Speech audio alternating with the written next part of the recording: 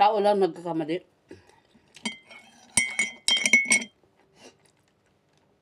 Masaya-masaya ako. Nasumpungan ko siya, nahanap ko siya. At magkasama kami noong November 1. Araw ng mga patay, mga kalag-kalag na buhay. So, napakanta tuloy ako doon sa Market Night Japlia sa Tuwayo. Kasama ko aking mahal na asawa at ang kanyang pinsan, si BC. Hi, BC. Jason, kumusta, insan? Dusmar Hidugabus. At kay Agaw Bay, Gloria, pinsan din ni sa mga asawa ko sa nanay niya.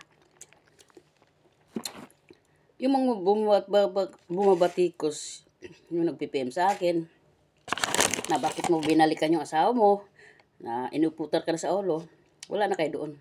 Binigyan ko siya ng chance for the second time around. Sama bang magmahal? Alam nga, napilitin ko sarili ko magmahal sa iba. Di ko kaya magmahal sa iba. Para lang ako naglalaro sa apoy na nakikisama, nakipag-date, rounding dyan, roaming outside for nothing. It's useless. Mas masarap talaga yung feel mo sa puso mo na mahal mo yung tao, di ba? Hindi lang naman sa pera, hindi naman siya namimira eh. Meron talagang rason. Yung binili namin ng lupa doon sa Davao. Kain tayo mga malangga. Ay, asawa ko, kain tayo. Oo. Nag-away nga kami dahil doon sa pangyayari. Gusto kong babayin pero sabi niya, ginamit niya kasi pinagawa niya ng malaking mansyon sa Davao. Grocery at saka ano daw niya, yung bigasan. Sana all. Masipag siya ng tao. Yun nga lang, yung utak ko, yung pang-iisip ko ba, dirty-minded kasi siluso ako eh. Aris. Number 1, siluso at ekstrikto.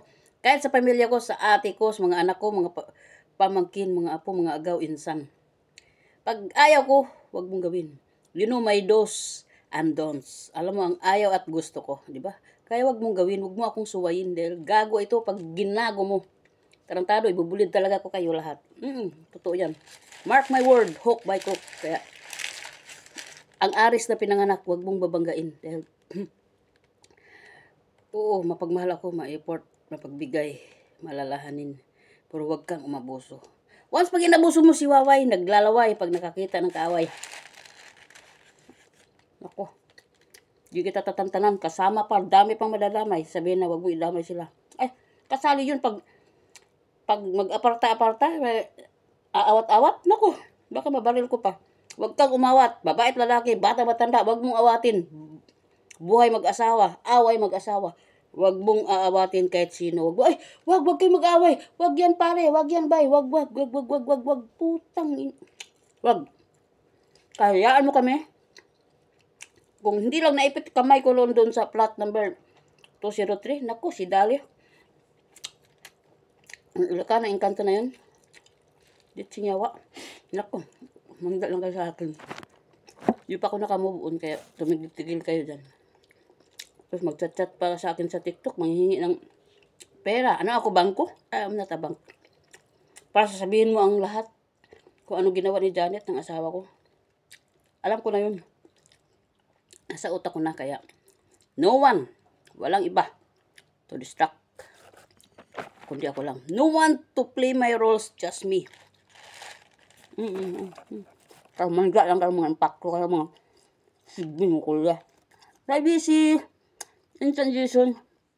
Sa lahat that guy, I love you. Hello sa mga asawa. Hi, Ken. Sorry naman, tao lang nagkamali. Nobody is perfect. So, binigyan ko siya ng pagkakataon para magbago. Diba? Ang Diyos nga, lahat ng mga kasalanan natin, inako niya na, wala siyang kasalanan. What if tayo ay makasalanan lahat? So, forgive and forget. I give forgiveness to her. Because I love her so much.